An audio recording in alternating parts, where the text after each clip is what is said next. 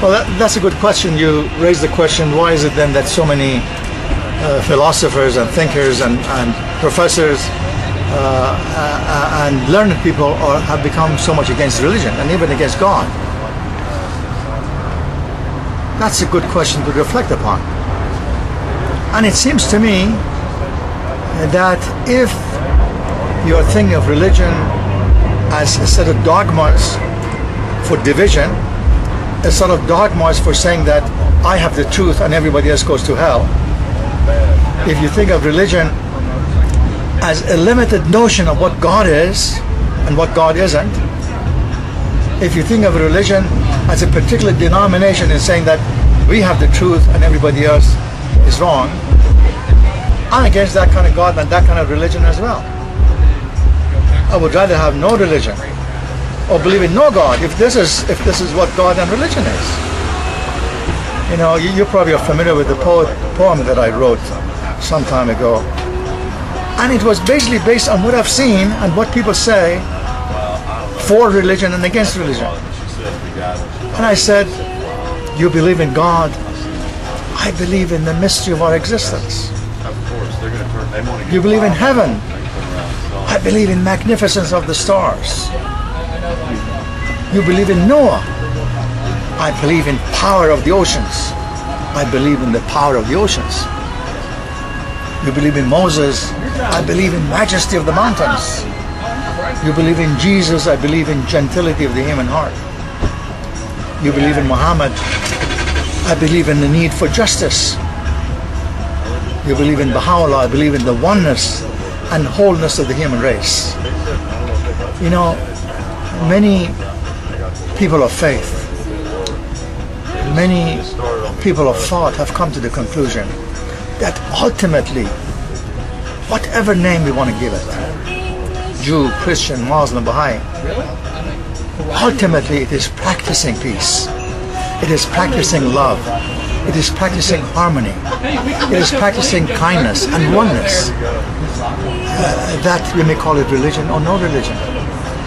We may call it God or no God, because God is also a word. I love to say that God means goodness. No one of us can fathom what the essence of God is. And anyone who claims that he knows it, he doesn't really know it. He's making it up. And when we make it up, it becomes an idol. So therefore, I would like to say that if whatever you believe in, if it results in compassion and justice and humility and kindness and gentility and compassion, that is God. That is religion. That is what everyone, all these manifestations of God, from Buddha to Jesus to Baha'u'llah, have taught us. If we think it is different, I would also agree we are better off without any religion at all. Thank you for asking that question. A friend was asking me what the real problem in Iran is. Is it the fact that government from religion should become separate, and politics and religion should become separate? Is that the real problem? Or is it the problem with Islam, the way it is being practiced? Or what is it that there's so much suffering for Baha'is, and at this point for all other minorities and anyone who thinks differently from the regime? So that's a good question. It seems to me that it's a combination of problems. One is that, of course, religion and politics should become separate. But the other problem is the problem that Christianity faced all through the Dark Ages, like for 600-700 years. Basically from the time of the rise of Islam, Christianity went into darkness.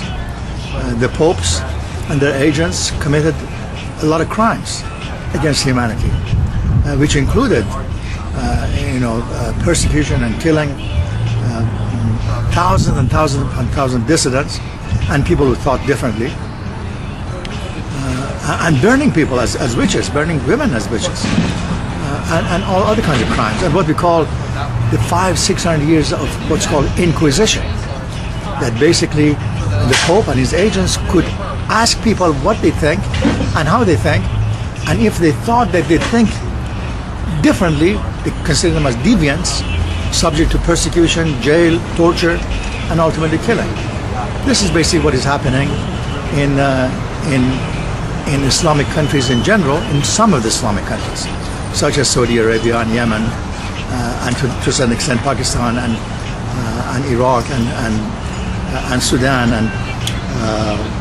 and Syria and places like that, and the new movements such as ISIS and the rest, and particularly Iran, because in many ways religion and politics have been mixed together. But the problem is that even when and if religion and politics are separated from one another, this kind of problem is not going to be totally solved. Okay, they go to mosque, but they carry with them all this baggage. The baggage of stoning women, the baggage of cutting people's hands and feet because of deviation of rules, the baggage of considering women as inferior to man in general, and the baggage of imitating mullahs, which is a major baggage, because then people cannot think for themselves. This is 21st century. People should be able to think and decide for themselves, but they're dominated by a number of ignorant mullahs, and so they tell them how to think, and so all of that is a problem. So yes, politics and religion should become separate from one another, but then the ultimate solution is, at least that's also interim solution. Another interim solution is that these people, that is Muslims in general, should be able to have some kind of a Protestant movement like Christianity did, so that they would say that yes, we're Muslim, we believe in the major tenets of Islam, which is chastity and compassion and justice and kindness to all, and considering people as our brothers and sisters and all the rest, which is the same in all the major religions of the world. But if they don't want to become Baha'is, if they don't want to convert to another faith, except like the greater majority of Christians have accepted, that the time for a number of these laws, even if there were laws that some people say all of them are not laws, like stoning women, is not in any part of the Quran. But even if there are laws carried out by majority of Muslims, they're not suitable for this age. That the time for these kind of laws has passed, and if they want to continue, they will bring the world to dark ages.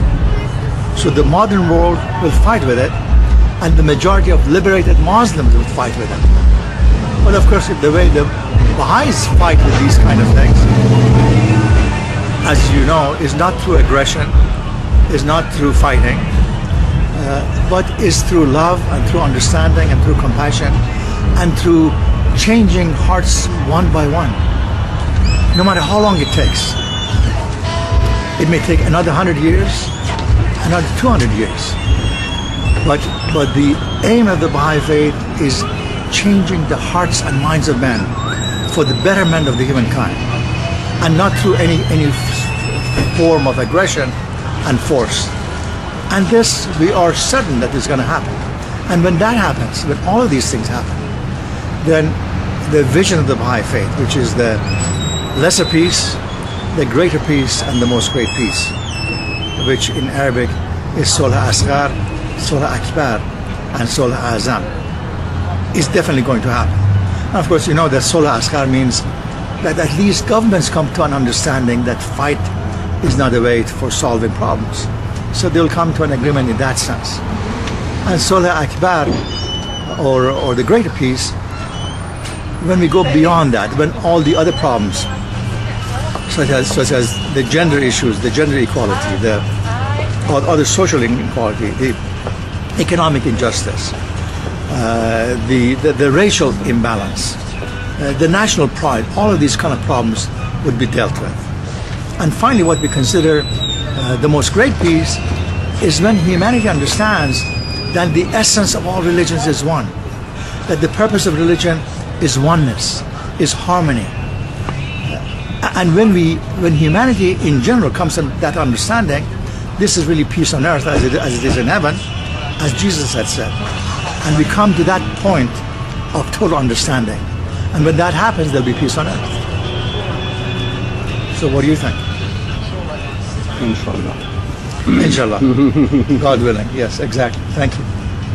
Well, you asked the question, what's the difference between regular human beings and a prophet or a messenger of God, or what we call manifestation of God? Well, the first difference is that these are the people who claim that they have a mission from God, that what they have brought for humanity is not from themselves, but is from a higher source. And for that, they are willing to give their lives. They sacrifice their life. Some of these people, like Buddha and Baha'u'llah, came from wealthy, well-to-do families. But from the moment that that mission was given to them, they gave it all. They sacrificed it all for that mission.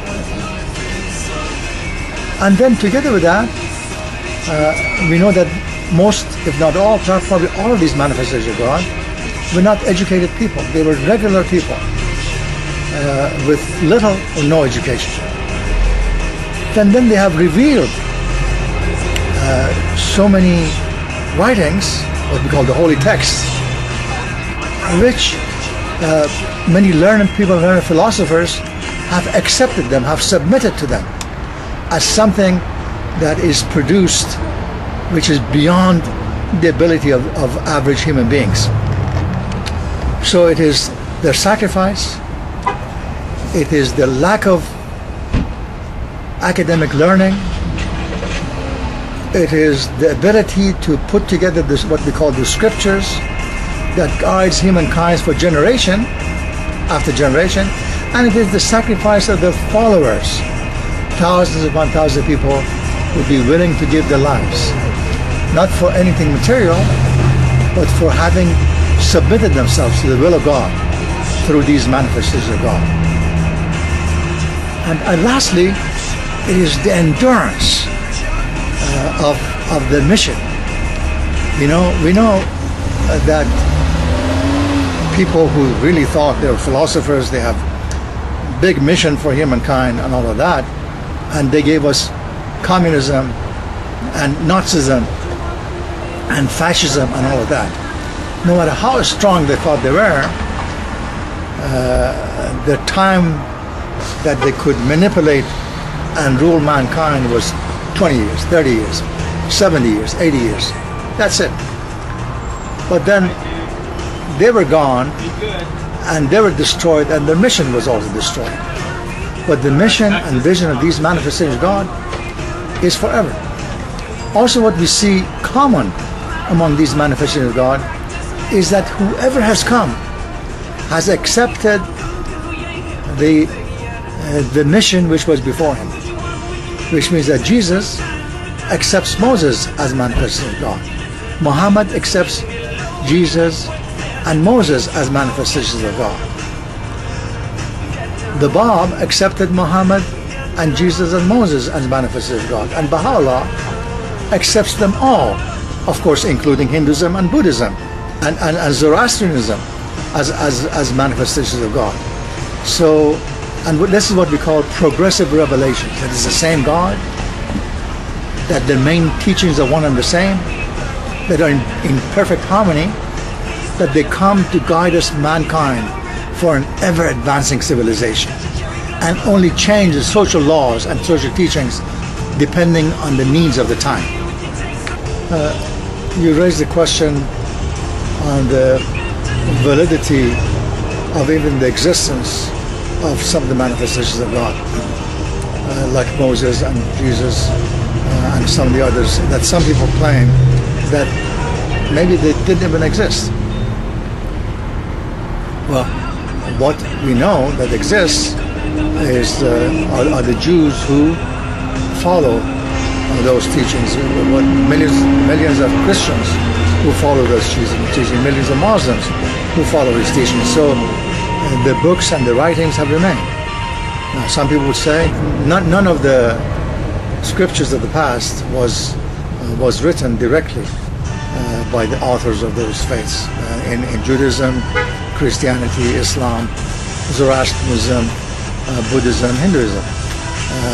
These texts were attributed to them and written later on. From all indications, the Old Testament was composed after some 800 years after Moses. At the time of Cyrus the Great, the Persian king, who encouraged the Jewish rabbi in Babylon to go back to Palestine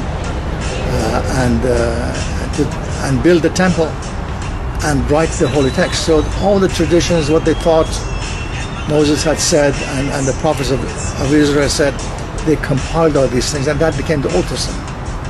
From all indications, the New Testament, which has some variations and some differences within the different texts, was composed in the course of 50 to 100 years after Jesus. From all the indications, the Holy Quran was composed some 10 to 30 years after Muhammad. So as we see, as time passes, the newer holy texts are more authentic because there's more verification, and the time span from the time that has passed until the whole text was codified and written was a shorter time. From the Baha'i perspective, the most authentic previous text is Quran, because it was verified by different groups at the time of Omar and Osman, and they verified it, and they made it that there's only one version of Quran based on what people had written and what people remembered, and so they decided there's only one text of Quran, and then they copied it, 6 copies, and they saved it in safe in different places in the Middle East, from Samarkand to Baghdad and Damascus and Cairo and other places. So therefore this became the most authentic. But of course we know that the most authentic holy texts are the writings of the Bab and Baha'u'llah, because these writings were written and signed and sealed by Baha'u'llah himself. And all of them to this day are being kept in the Baha'i archives in the Holy Land on Mount Carmel, in a separate building actually called the Baha'i Archives. So we know that they are 100% authentic.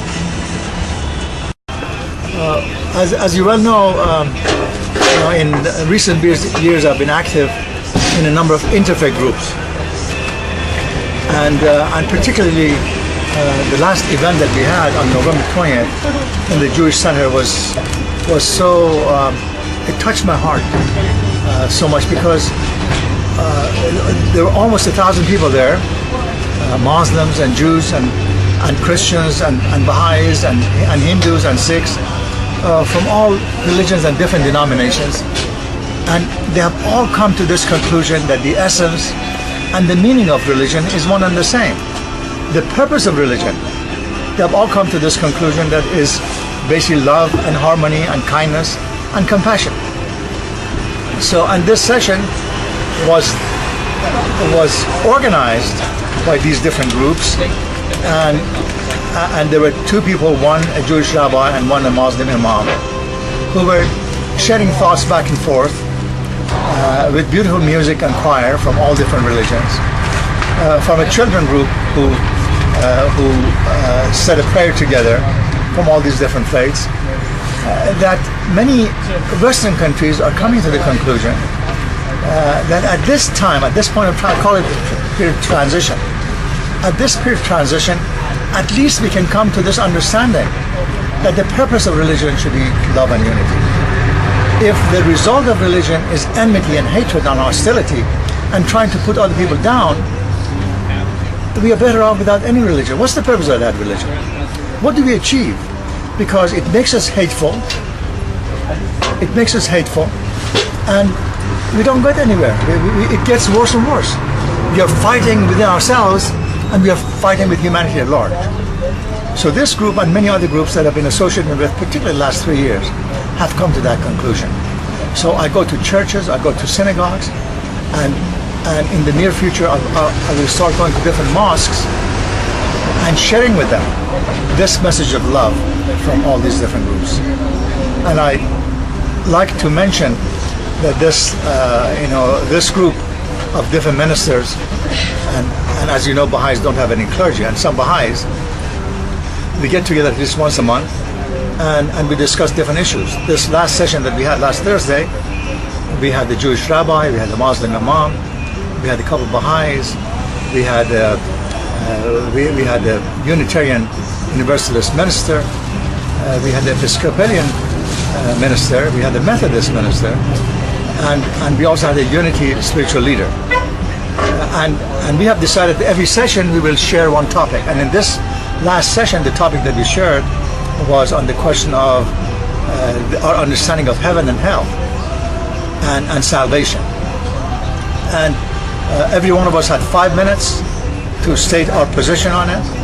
And then after everybody shared the thoughts, then we had a 1 minute of a final thought based on what everybody had said. And we went through all of that. And I said, it all sounds basically the same. All of us were saying that heaven is not really a place because our physical body has gone. So it is a state of our spirit. All of us came to the conclusion that the more virtuous and better lives we've had, and the more we have served the humankind, we are in effect closer to what we call what God is, our notion of what God is. And the more we do bad things on this earth, the more we are involved with hatred and division and absence of goodness, the farther away we are from God. So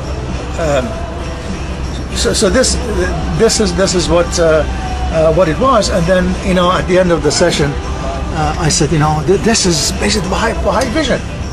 Baha'u'llah says this is the changeless faith of God, eternal in the past, eternal in the future.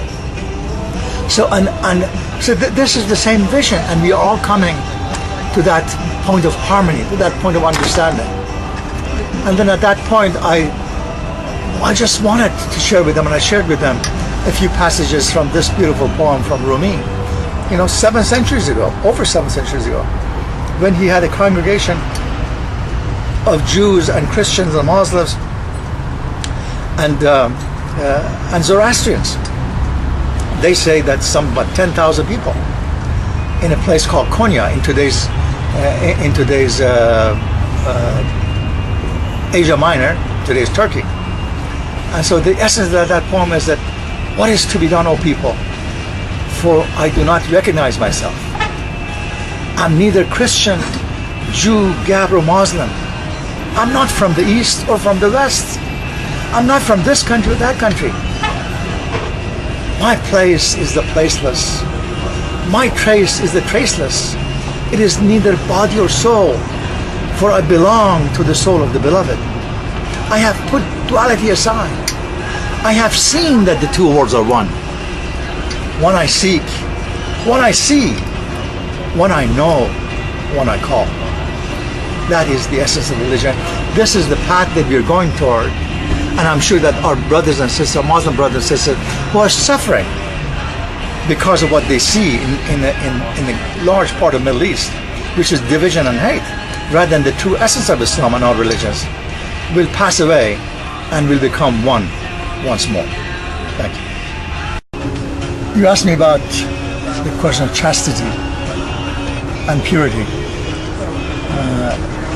This, of course, as you know, is a subject which has been discussed in all the Holy Scriptures and in all traditions, religious or without religion, the importance of purity and chastity. And we all know that all across the planet, this is one of the major problems that societies are struggling with. Well, we as human beings we have two sides. We can be angels and we can become like animals, all of us, and we are affected by society and what is around us. So this question of chastity and purity is a lifetime challenge. It is more difficult when we are younger. When a boy or a girl, 15 or 16, at the height of their sexual appetite, it's very difficult to control those passions and those inner drives, particularly in a society where sexuality and is promoted in different ways, through advertising, through movies, through newspapers and magazines and internet and all of that. And at the same time, parents who do not really know how to guide their children in that sense. It's very difficult for all of us at different ages, particularly when we're younger. So therefore, and then you also mentioned that societies deal with it differently. Many Eastern societies, they say they put their women in boxes, in veils, under the notion that they're controlling them. They're controlling their sexual drive. They're controlling the appetite of the male and all of them. But many studies have shown that even in Saudi Arabia, the result is the opposite. There are more sexual deviants. Now, whether this is true or not, we know that there are sexual deviants in all societies. We know that there are perversions and extremes of behavior in all societies, including Muslim countries and Christian countries, and all of that. And some people say that if there's freedom in that sense, then those who want to be chaste will be chaste. Those who don't want to be chaste, who want to do whatever they want to do, they'll do it that way. But the point of the matter is that universal education, that teachings of the essence of morality and human behavior in schools, in elementary school, in high school, in college, and with governments to be also the promoters of chastity and decency among the human race. It is not the job of one group or another group.